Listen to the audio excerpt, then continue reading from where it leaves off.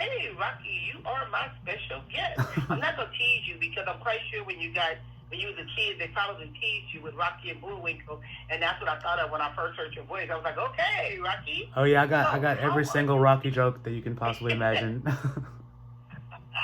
You know what? That just came into my mind. It's crazy because we have not talked or spoken.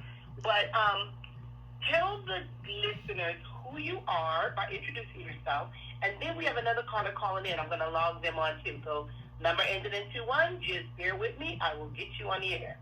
So Rocky, tell the listeners who you are and where you are coming from.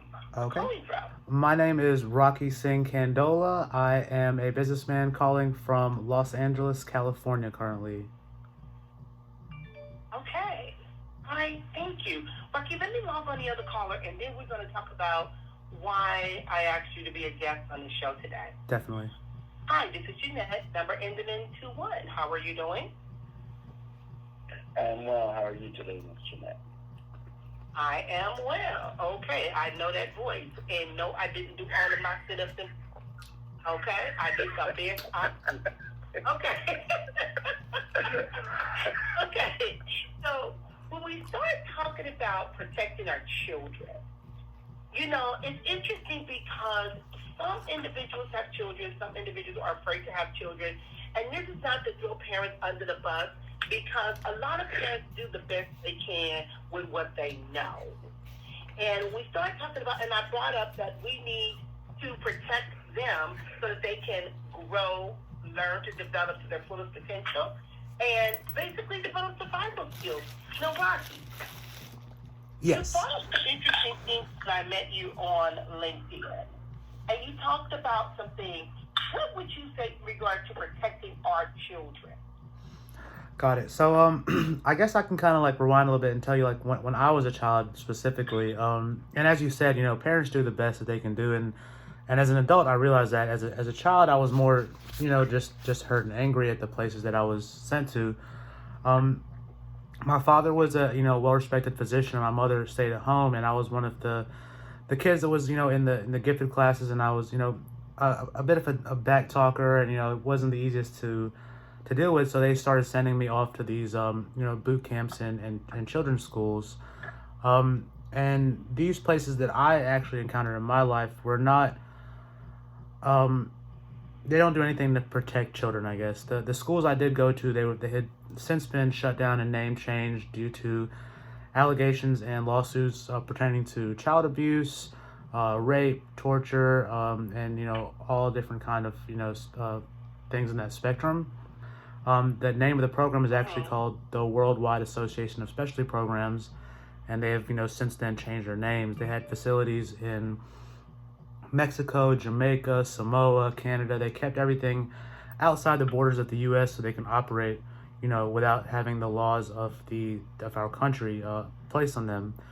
And the parents, and many parents speak out about this now as well, were basically, you know, manipulated and lied to because it was a corporation taking advantage of the fact that many parents just didn't know how to handle their children at that time. And, you know, my story is pretty crazy, and even that being said, the children that were there with me, I feel like have even crazier stories, and we have a Facebook group where we're all in touch together, but many of them don't feel comfortable, you know, even speaking about it to one another, much less to anything public. You know, without saying their names, I can also share part of their journeys as well. Gotcha. And you know, it's interesting you said that because, I mean, growing up, and it sounds like you're in LA now. I don't know if you were born and raised in California when I was looking at your name. But the thing is, a lot of times we talk about protecting our children. We have what's called the child welfare system. Back then, I remember people used to say, my mother used to tell me she was going to send me to a boot camp, which it wasn't going to work, you know, or we would go to grandma's house or the auntie's house. And a lot of times we would send our children to certain places. You know, my mother would even threaten me to go to church. That didn't work either. But there was a lot of things happening. I was talking to someone, and they were talking about even being raised in the South, and how sometimes children being raised in the South, they experience things. Now, when I start talking about what some of these children are dealing with and what we are protecting them from, is that many children deal with violence. Many children deal with violence, abuse, neglect, exploitation, child abduction, and or discrimination. And they deal with this every day. And sometimes they have to learn how to survive, or they learn how to thrive. And interesting enough, some children make it while others don't. Now, Rocky, you sound like you've been through a lot, but you survived and you made it through, especially with what you went through. What were some of the things that helped you get through this based on your upbringing? That's a really good question as well. So, I mean, obviously I survived. I'm here, and I'm at the point now in my life where I am thriving. But that didn't come with tons of scars, emotionally, physically, and all of the above. Like if I told you part of my story where after as an adult, I went through tons of violence, prison, rehabs, almost getting my hand chopped off, my full jaw replaced, multiple stabbings and shootings and things as well. I think that the guiding factor and what really helped me, and I hate to sound just too spiritual or something for some people, but it honestly was. When I look back, I can recognize and realize that there must have been a greater force that was just really guiding me along a certain path leading up until this moment, this day, this very talk right now even. My parents are amazing people. They definitely educated us from home, and they were very, very strict on us to go to school. And a lot of what I have now is can definitely be attributed to the fact that I was required to maintain a certain level of education, and not just a curriculum based on a school schedule. Like my dad would make us read the encyclopedia from A to Z and then quiz us on every letter in the encyclopedia, and teach us different languages. And we would the places I was sent to, which I don't think that they meant to do it on purpose, and possibly my dad's a smart man, so he might have had this in mind all along. But they were always I started off at 11 being sent to India, and then from there to Mexico, and then to different places around the US and Canada. So I had the ability and the opportunity, in my opinion now, to meet a very, very wide array of people and communities and cultures and types. And I think that is the biggest thing that helps me navigate and learn and continue to thrive in life now, is the fact that at a young age I was exposed to all that. So it's like I said before, like when I was going through it, it was definitely horrible. I was definitely a lot of tears, a lot of emotional heartache, a lot of trauma, and it's still to this day I deal with depression and negative thoughts many times. But when I really slow down and think about it clearly, I realized that I wouldn't be the person I am today if I didn't go through those type of things as well. Yeah, and you know what, and the thing is, we talk about this protection, and I hear you talk about a covering, I hear you talk about a higher power, and that is so true. And because the problem is, many of us, when we talk about our children need love, they need support, and they need guidance. And what I finding out today is, even as a therapist, is a lot of parents struggle with love and even loving themselves, support. Sometimes there's a lack of resources and guidance. Sometimes parents just don't know what to do. I was talking to a person the other day, and I was talking about being a single parent. And I said, and this is just Jeanette, the definition of it. When I was growing up, I heard a lot about single parenting, especially in the 70s. But I also saw a lot of American women on welfare, either or they worked or they were trying to do whatever they had to do to survive to raise their children, and it wasn't a man in the home, so they would say single parenting. But then now you see a lot of men that are raising children on their own, and they coin themselves as single parents. And one of the things I was sharing with a person a couple of days ago was, when we say that, a lot of times we are not single parenting. When Hillary Clinton, they were saying it takes a village to raise a child, yes, you have way more than just one person parenting that child. But we get so caught up in that, well, I'm doing it by myself, or I'm a single parent, Archie, what is your take on that? Because I think that term And it's not to minimize those that are out there struggling. And if it's just you, and your child ain't got nobody but just you, there are resources available. What is your take on that? When Yes. people say, "Oh, I'm a single parent." And so I like what you said a lot, that it takes a village to raise a child, and I think that, speaking in what's going on in the world today as well, I think that people don't realize how powerful our communities are and how necessary they are. I think that your surroundings and your environment will definitely influence. They also say that you can tell a person in their direction in life by their 5 best friends and who they're going to be, the 5 people closest to them, basically. Like for me in particular, I grew up in the South. I was in Mississippi as a child, and my father, was working most of the time. So my, quote unquote community was, the schools and the programs I attended after school. And at that age, I had a decent amount of support. However, it was still in a time in Mississippi when, which, pretty much still now, when race played a very big factor. And I was kind of looked at as, one of 2 Indian families within hour distances from there. So I kind of always at that age especially was ashamed of who I was ashamed of being, a brown kid. And, there's a lot of so many stories I could tell you that were, now might seem insignificant, but to a child of any age, would play a big impact on them and their decisions they're making in the future.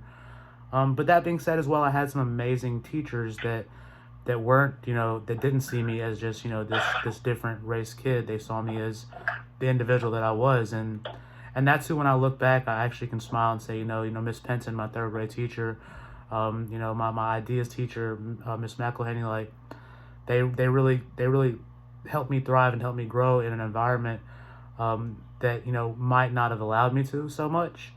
And I think that, like you said, once again, it's really important that we don't focus on, hey, it's just me, I'm the only person doing this, because we're all human beings. We're all connected to that source of energy as well, I believe. And once we try to cut ourselves off from that, we're missing out on what I think is the bigger picture of life, and that's that connection and that love. Correct. And that's where I think a lot of individuals, when they say, "I'm a single parent," and I look at like, "Bud, you live with your mother, you got extended families, you got other people having input in your child's life." But like I said, that term, I just remember hearing a lot about single parenting back in the 70s, and watching those old movies my mother used to play, and, and the Bill Cosby movies with Sidney Poitier and, Coletta, well, I can't think of the name of it, but it was just, I don't know, it was just always something that seemed very negative to me. Now, when we're talking about just even with this and how we don't protect our children, things can happen. It can ruin their self-esteem. They can wind up in toxic relationships. Drugs and alcohol use can play a part. Mental health issues, legal problems, homelessness, employment issues, and human sex trafficking. So there's a lot of things that we have to protect them from so they don't fall into that slippery slope. We have to protect them from secondhand smoke, from vaccination, from, making sure they're getting a proper education. There's so much stuff. Now, caller calling in that keeps making me do sit-ups. Anything you want to share?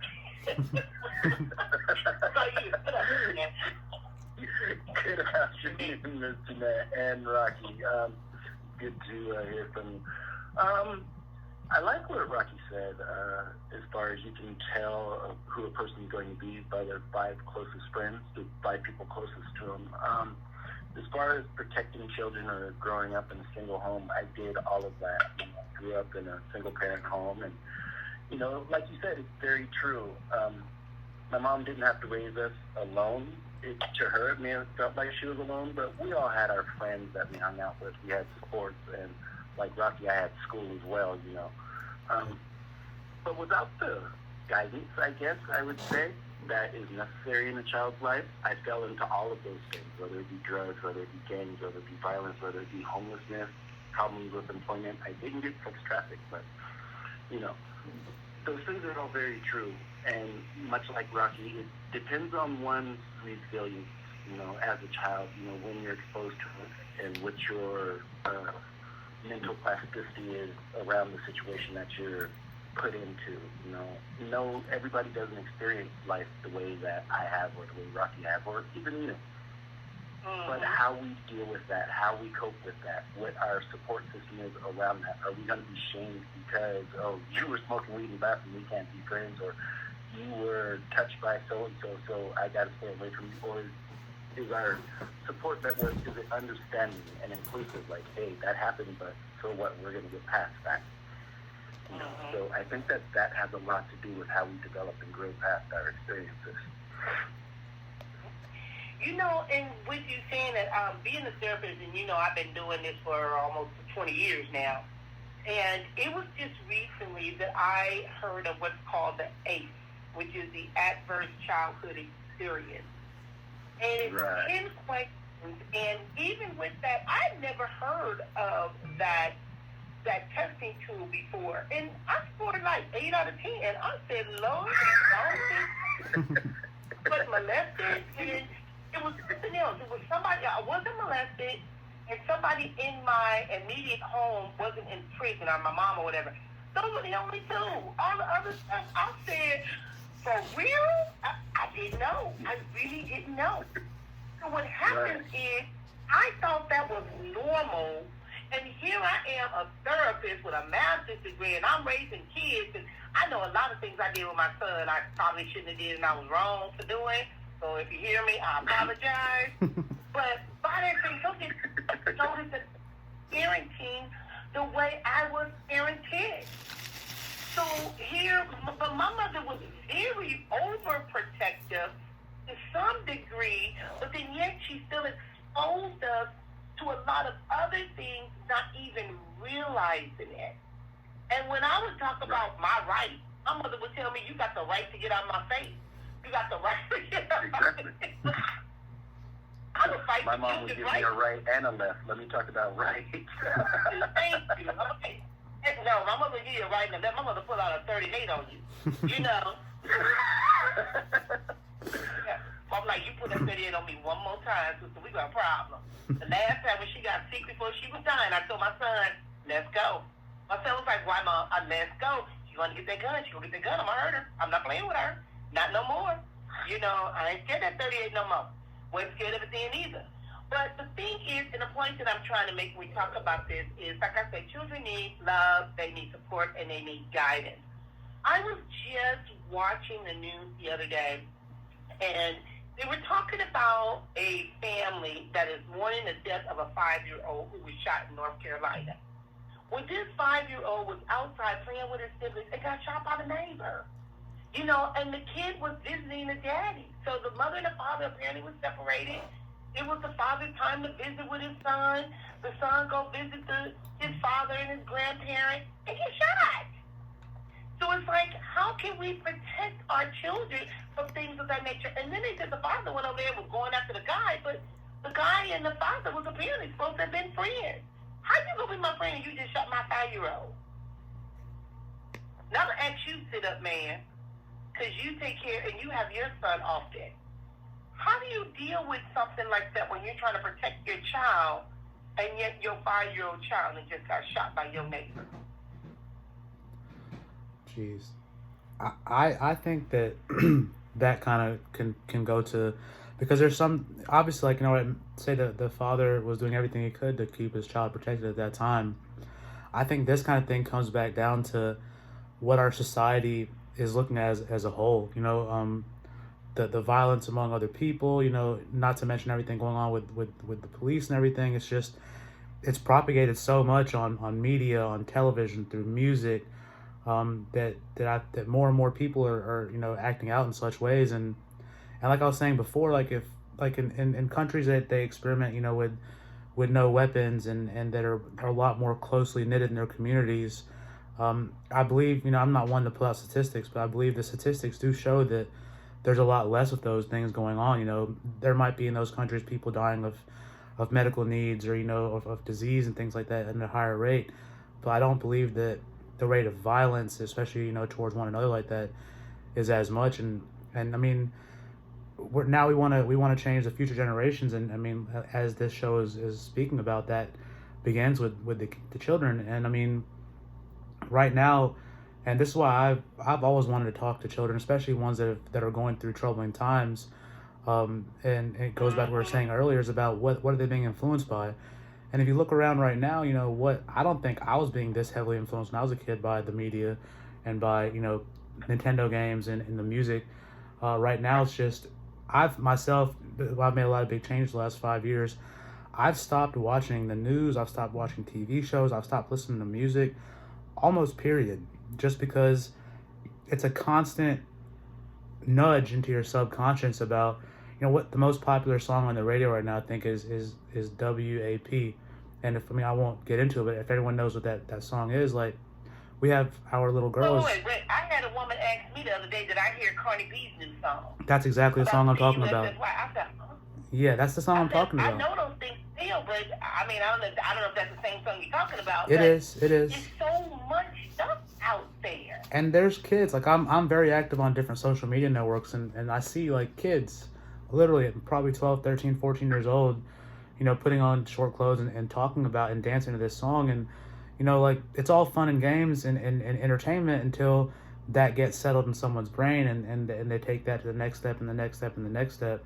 And, those kind of things, whether we like to admit it or not, whether it's entertainment or not, they are very, very influenced on people, and especially at a young age when they're so impressionable, you're going to get influenced by it. Correct. And and when I was talking to the lady about that brought that to my attention, about Cardi B song, and she was like, I really wish that they would do more of trying to teach kids about politics, trying to educate kids, because kids are following them. And I had to let her know. I said, you know what? I heard that Cardi B is very intelligent. She's very articulate, but her music sells. But then people do things for different reasons. So, I mean, we can't just stereotype and judge. That's not what I do. But by that same token, like I told her, even with politics, you don't know the people behind the politicians, so you don't want to put all your faith and say that this person when you don't really know that either. Exactly. But yeah, we do need to encourage kids to get out and vote. We need to try to, tell them things. We need to be honest. But I want to get back to the situation with that little boy Cannon that died, and it indicates that he was just riding his bicycle when the shooting took place on Sunday, hours after he attended church with his family. And they said that his father was inside the home. He heard the fatal gunshot. He went outside and ran towards his dying son. And when he saw his neighbor, he saw his neighbor, I guess, earlier walking around with a gun. He said, I have no idea why he would kill my son in front of two of his sisters. He indicated that he just scooped him up in his arms and held him and screamed, somebody help me, please, save my son. Save my son, please. And I was just like, wow, I couldn't even imagine. I just really couldn't imagine. And then I was watching something the other day, and the mayor of Georgia was saying how she built something in front of the courthouse in regards, there was a woman that caught her attention about children coming up missing. There's so many children that are missing that have been abducted. Sometimes we see it on Facebook, have you seen so-and-so? It's like, who in the hell is kidnapping and abducting these children, even though in some cases most kids are abducted by someone that they know, in some cases, especially if the parents are not getting along. But then I was watching something, a guy sent me something from LinkedIn to watch his YouTube thing, and he was talking about pedophiles and individuals that have sex with children, and I had to let him know, and he was trying to make it political, but I was like, you forgot about human sex trafficking. That's a $1 billion industry. Somebody is paying to have sex with these kids. That needs to stop.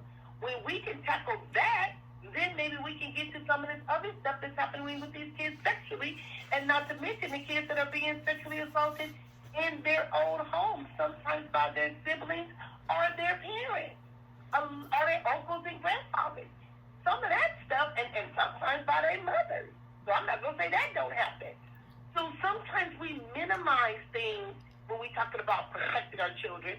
And also, and I have you two on the air, I'm hoping that someone else call in, but sometimes we focus more on protecting our girls versus protecting our boys. I'm going to ask you, sit up man, what is your thought in regards to that? Do you see that sometimes most people focus more on protecting their girls versus protecting their boys? I do believe that there is a definite prevailing chauvinistic viewpoint in our country today. We still view women as the fair sex and men or boys as the strong, tough, burly ones. Just like you said, sexual predators, whether it was an uncle or a grandfather. Why couldn't it be an aunt or a grandmother? Why isn't it their sister? You know, that's the chauvinistic view that a lot of us have. You know. And back to like what you were saying, protecting our kids and the shooting on Sunday. If I see somebody walking around my neighborhood with a gun, guess whose son's not going outside today? Call me crazy, but that's me protecting my son.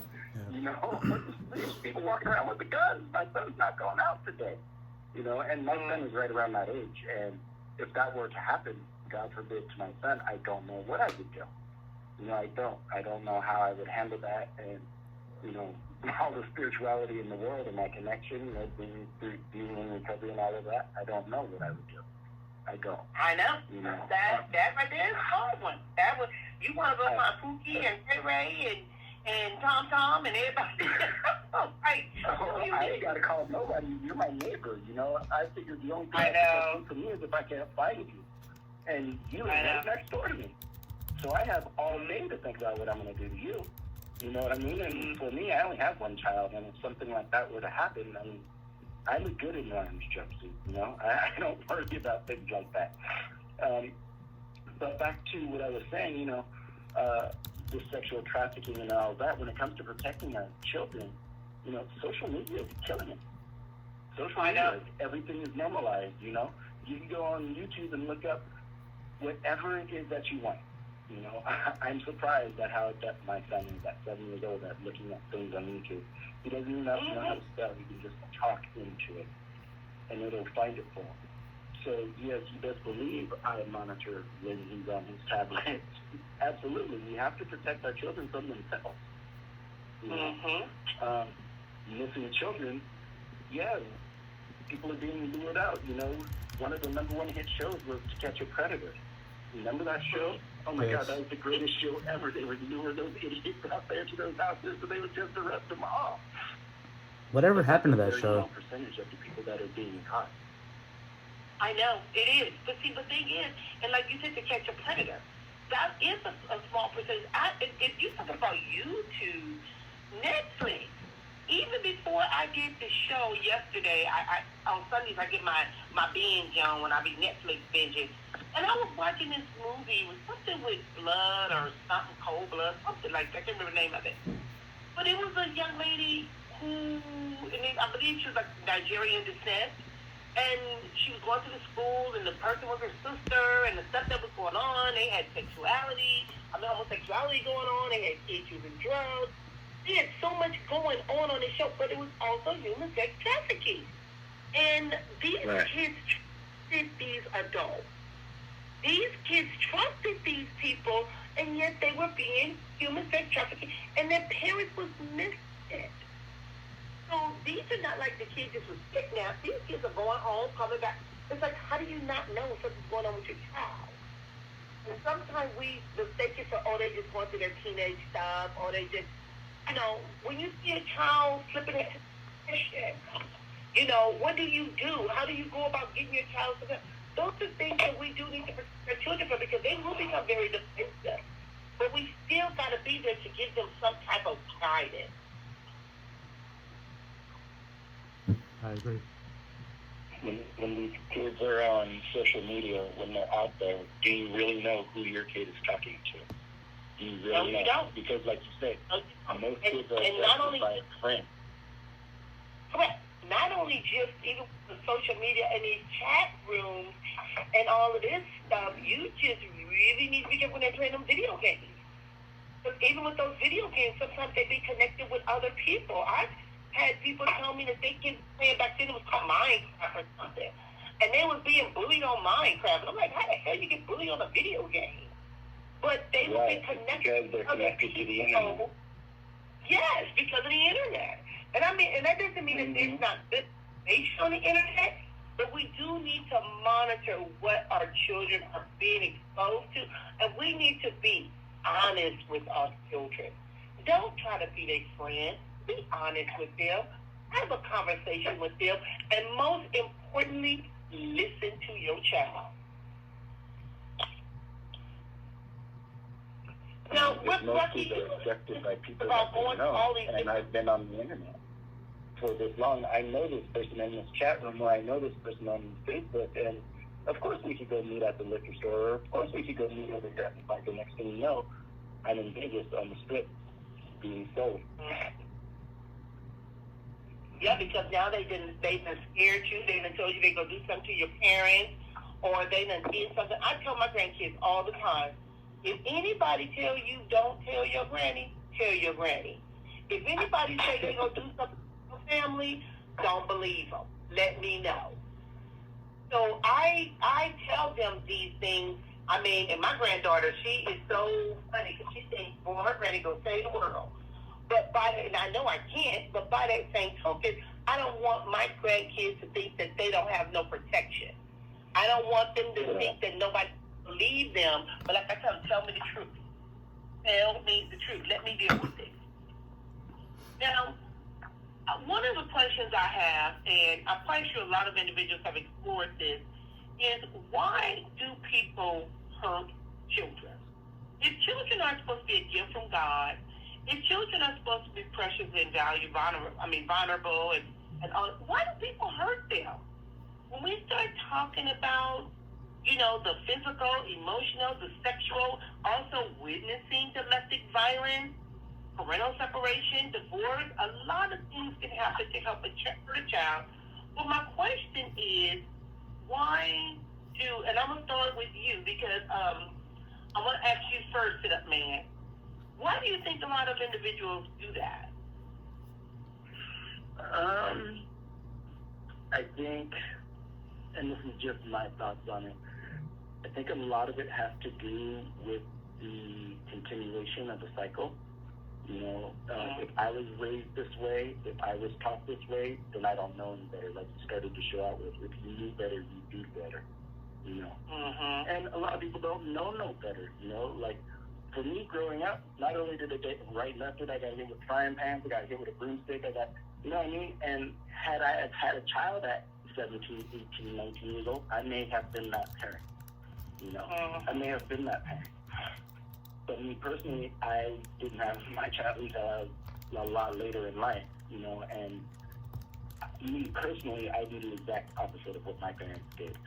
I tell my son I love him maybe 100 times a day. I give him 5,000 hugs, kisses all day long. He probably gets tired of me, but I don't care.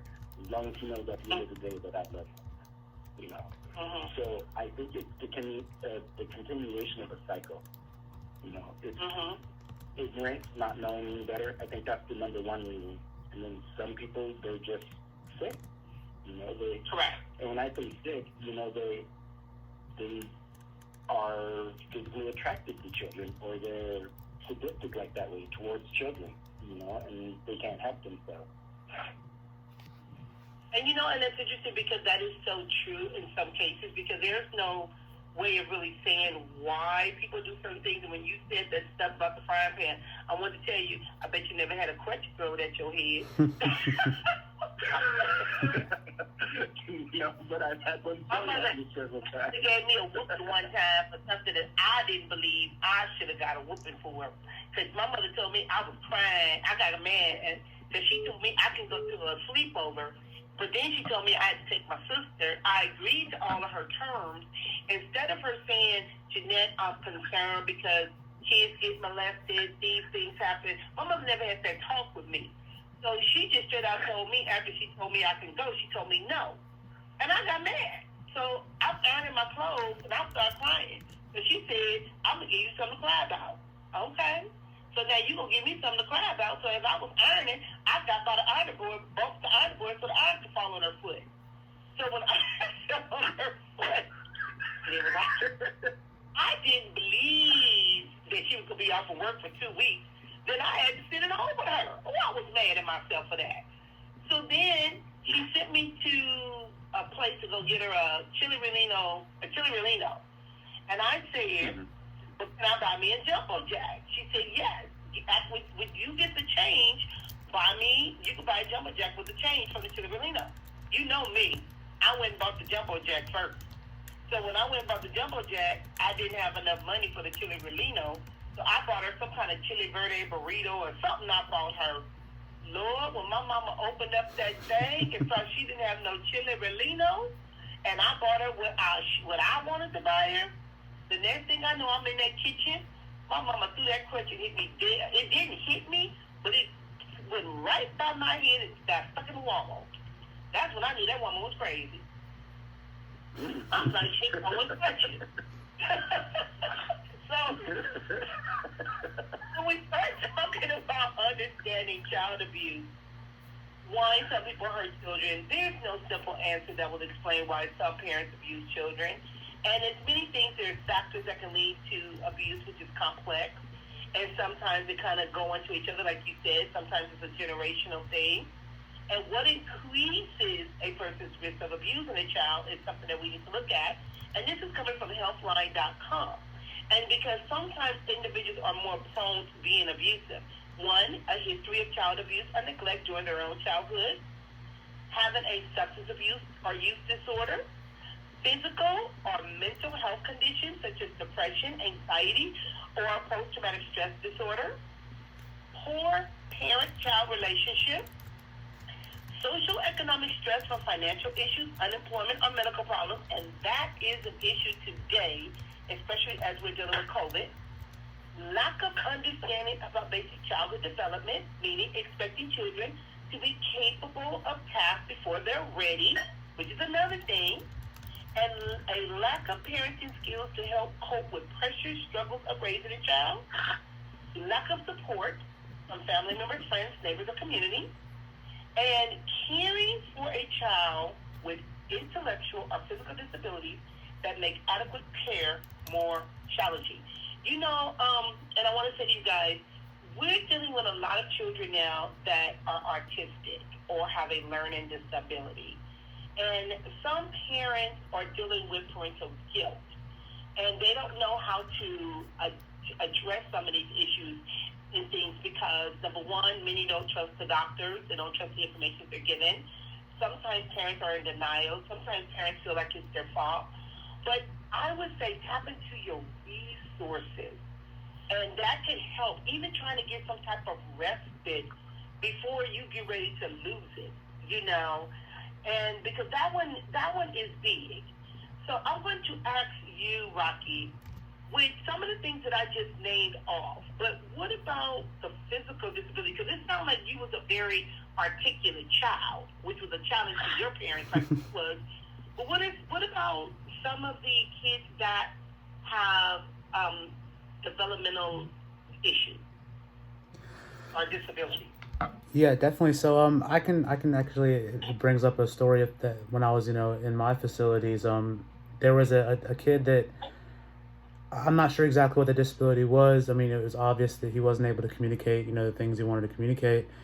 And he wound himself up there in this, basically prison for kids that I was in. He was there for almost 2 years, and it was a simple disagreement between his parents. And his mom was basically trying to hide him from the father and didn't want to take care of him. So and they had a little bit of money, so they sent him to his facility. And when he talked to us, the kids, like, we would understand what's going on, and then we would listen to him try to articulate that to what we had. We had these case managers and quote unquote family fathers that, would basically relay our information, and because we weren't allowed to contact the outside world or contact our parents during that time. And he couldn't ever get it out, that, hey, if someone could just, give my dad a call who has, legally rightful, I guess, authority over me as well, I would be able to, get help and, possibly leave.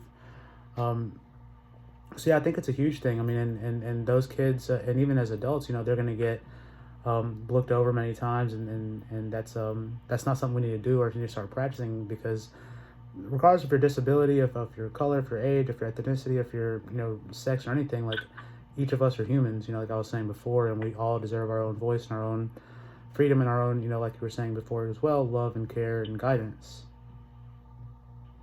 Mm-hmm.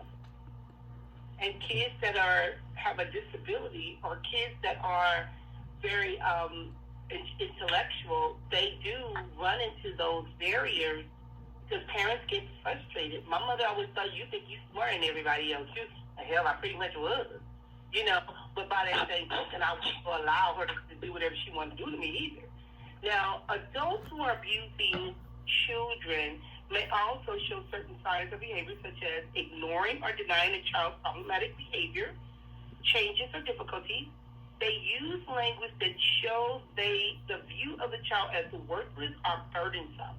See, when we start talking about protecting our children, we have to protect our children from name calling too. And demanding physical or academic performances that aren't achievable by their child, that's another biggie.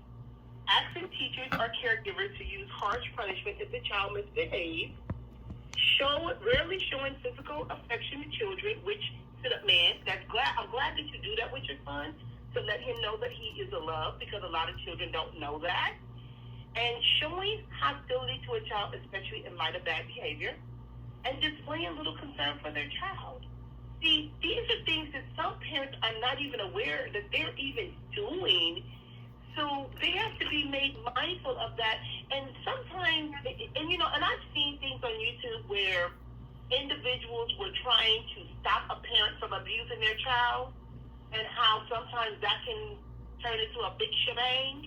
Mm-hmm. Now, Rocky, you talked about being in a facility, but I may have missed, how did you wind up there? Okay, so that was definitely my doing. Basically, I was 11, 12, I think, the first time I went to Mexico and the facility, and I had basically snuck my dad's car out, and I got in the habit of doing this and just going on joy drives and going to Taco Bell and getting food and stuff. And this particular time that I had done that, we were pulled over, and I was a large, 11-year-old. I looked like I was 16, but the police officers in the small town in Mississippi that we were in actually knew my parents, so and they knew I wasn't of age. So they called them. The next day I was supposed to be going to tennis camp in Louisiana, and instead, I was on a plane on the way to Mexico. That's basically how I wound up myself there the first time. So you were still, what, Marky, you sound like my type of kid. You were still in cars going to Taco Bell. Wow. Okay. All right. So they didn't know what to do. They were going to teach you a lesson. Exactly. And then teaching you that lesson made you learn also more skills of how to get in more trouble when you start exposing kids to certain situations.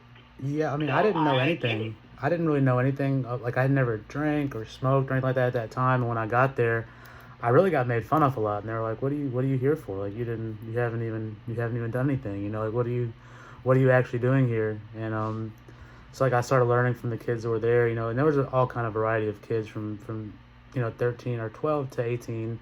At 18, it was the day that they have to release you if you're not graduate the program by then. So like at that point, like, there's gangbangers, there's the kid I gave the example of earlier, who just literally was there because of a dispute between the mom and dad. Everything from drugs to alcohol to depression to suicide.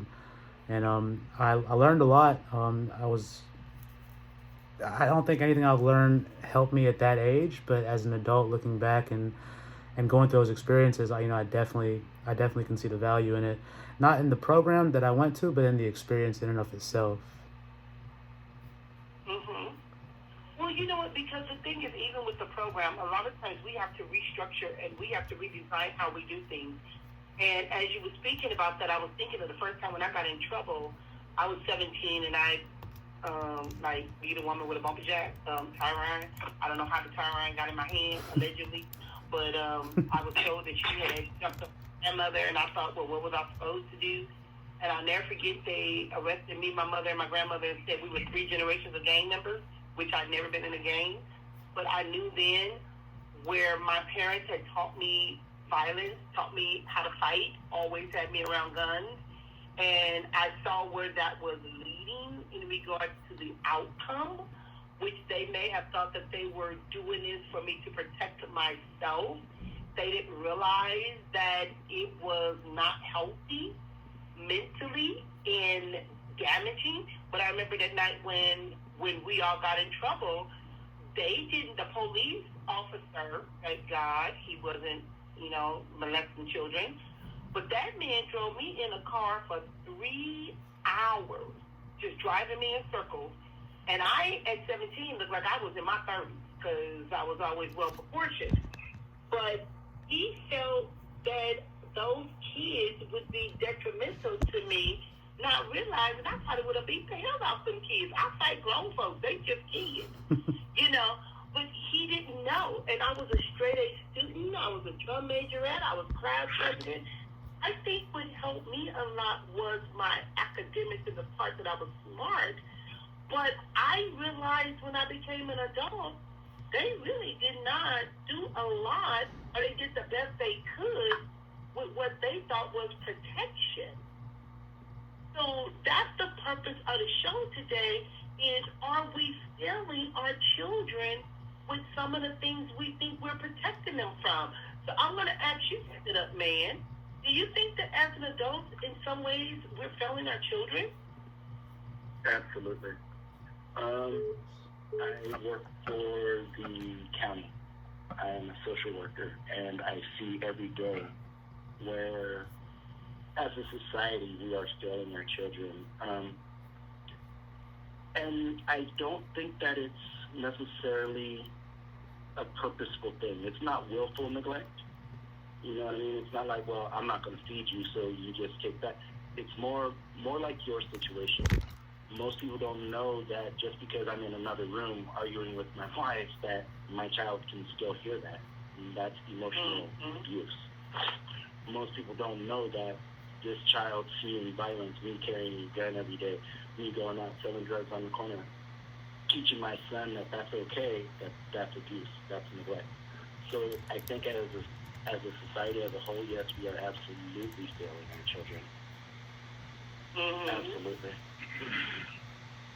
And, and like I said, and a lot of individuals, some parents feel guilty, and it's not to make them feel guilty. It goes back to, like I said earlier, when you know better, you do better. And it's utilizing your resources, breaking the generational curse, finding ways of listening to your child in regards to what they need, setting boundaries, maintaining and developing healthy relationships, restoring wounded relationships. Now, I'm not saying, when I say restore relationships, I'm not saying restore a relationship with a father that has molested his daughter. I'm not saying that, because that father needs some help. And in some cases, I've seen these situations with fathers that have molested the daughters, and the mothers don't want to leave the fathers, that family needs some help. And one of the things that I know that they were doing in San Diego County is they were doing and utilizing what's called the CANS assessment. And the CANS assessment was a way of finding resources to help the family, because it's a whole family and society issue. And sometimes people run into the church. Running to the church is not going to save your family automatically, because sometimes you might run into people in the church that have issues where they are hurting children. A lot of parents depend on coaches. They want to put their kid on the football team or the basketball team. And you got to be mindful of that too. You have to know who your child is around and who's exposing things to your children. I tell parents, even as a therapist, I know my therapy style is different. So when I get calls from parents and they want to send their kids to me, I'm like, you might not want your child to learn this from me. These are things you may have to teach your child. You know me, Sit Up Man, and know me. When I'm getting these calls, these parents, I don't think you want your child talking to me, because it may conflict with some of. You may be telling your child, and I'm gonna tell your child the truth from my perspective, and you gonna get mad at me. So I'm very honest about that. I don't beat around the bush with that, because if the child has difficulties with and being defiant or opposition or act out, I love working with children like that, because I can understand, I can speak their language. But we gotta be careful. Now you laughing, Sit Up Man. What you laughing about? Well, for your audience, I worked with youth for 4 years. I was a counselor and you were the therapist. And when you say somebody send their child to you, and you're a great therapist, make no mistake about it. But you're not talking to my child. Oh my gosh. Not my child.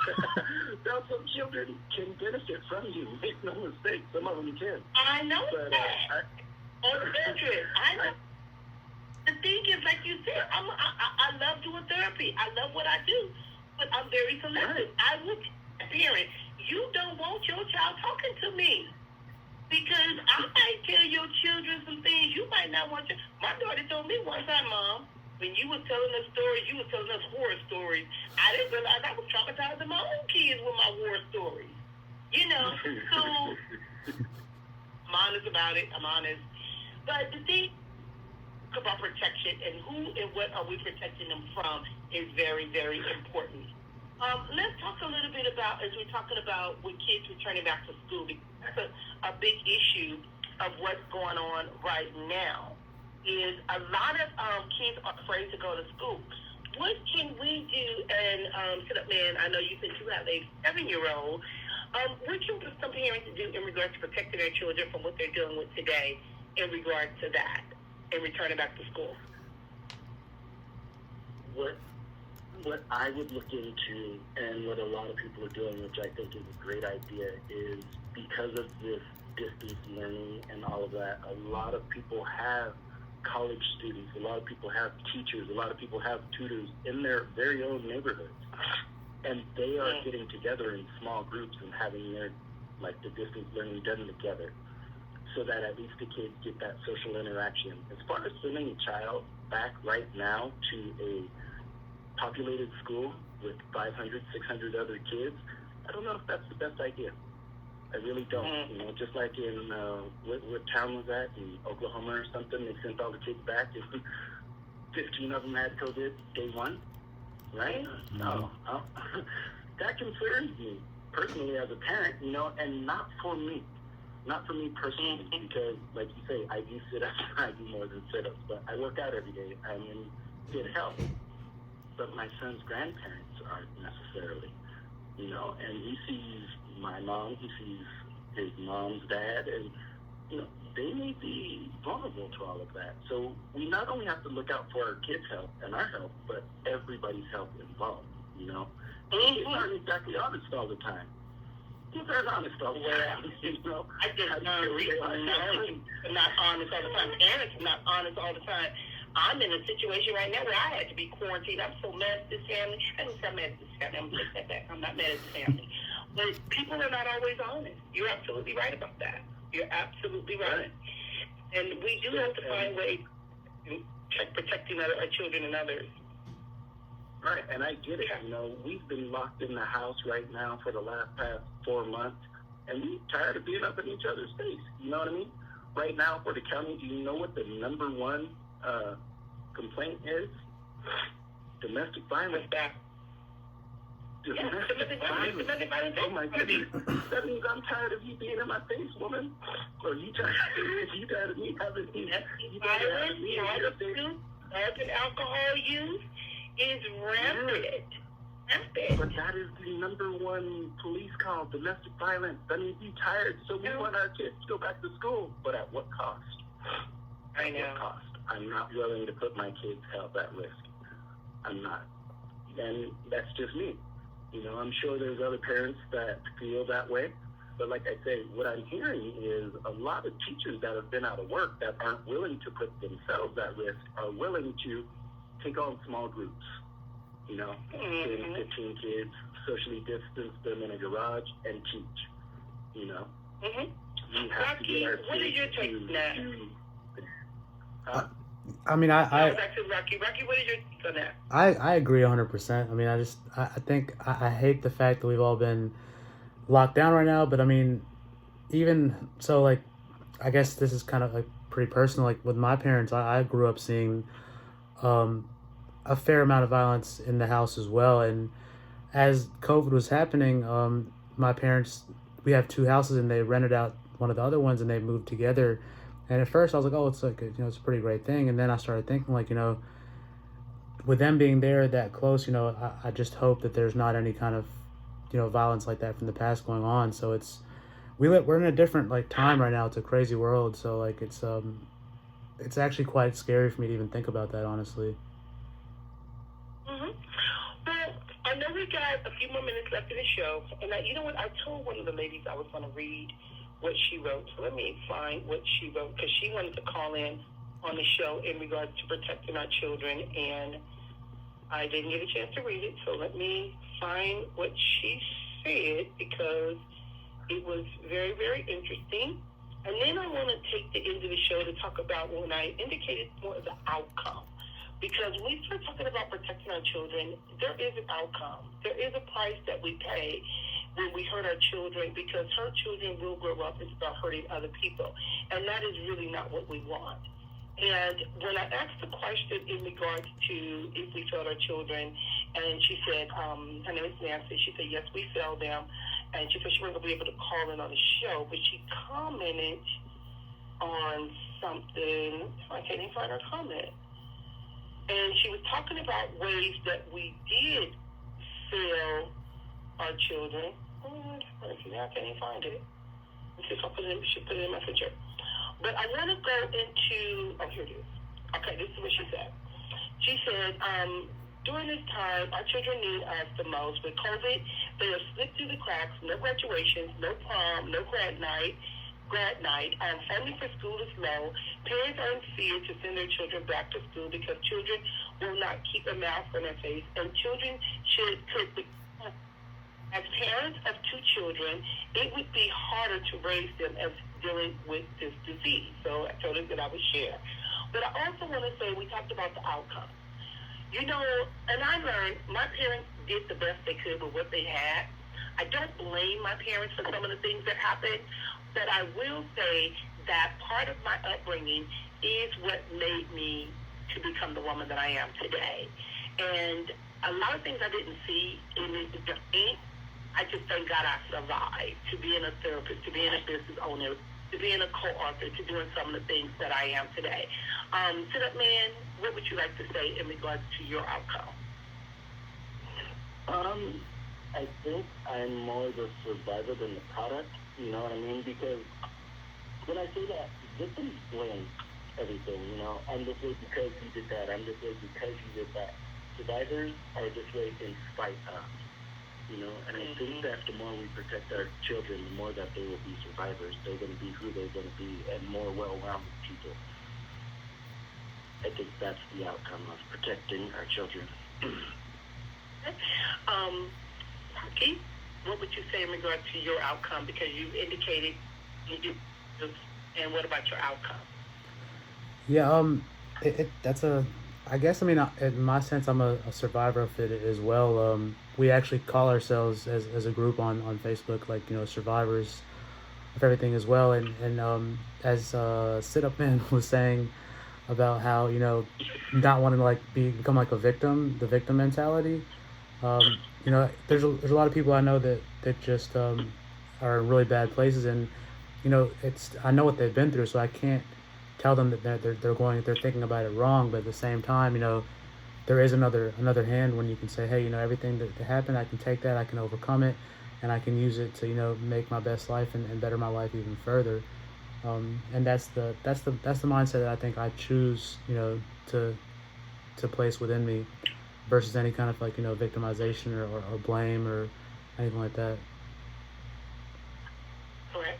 And I want to say also, because we talked about all three of us being survivors, and there are some individuals, there are some children that are still out there struggling, there are some children that are hurting, there are some children that are lost, there are some children that are in pain, so I'm not minimizing that. But if you or someone in the community see a child that may be suffering with depression, that may be hungry, that may be needing you, don't be afraid to reach out and help. And if you find that someone you know or a child is dealing with suicidal thoughts, don't minimize their feelings, but get them some help, because suicide is real. Because we have children committing suicide at a very, very young age. And many of those children feel that no one cares and that that's their only way out. So we, again, have to let them know that we play a very valuable role in their lives as well as their outcome, and we don't want to see no child left behind, nor do we want to have to bury nobody's child, and especially for something like suicide. So call 211, utilize your insurance, utilize your DAP, utilize your community resources, whatever is out there that is available. But let's do better with protecting our children. So I want to thank you for joining me here at Precious Predicaments Blog Talk Radio. Tomorrow I will be talking about unbelief, because a lot of individuals, no matter what we're going through, people still don't want to believe. This stuff is real. So if you want to join the show or you want to call in, give me a call. 516-387-1914. And until then, remember, you got this. Thank you, Sit Up Man. Thank you, Rocky. Thank you. Thank you. Bye-bye. See him tomorrow. Have a great day. Whatever. Bye.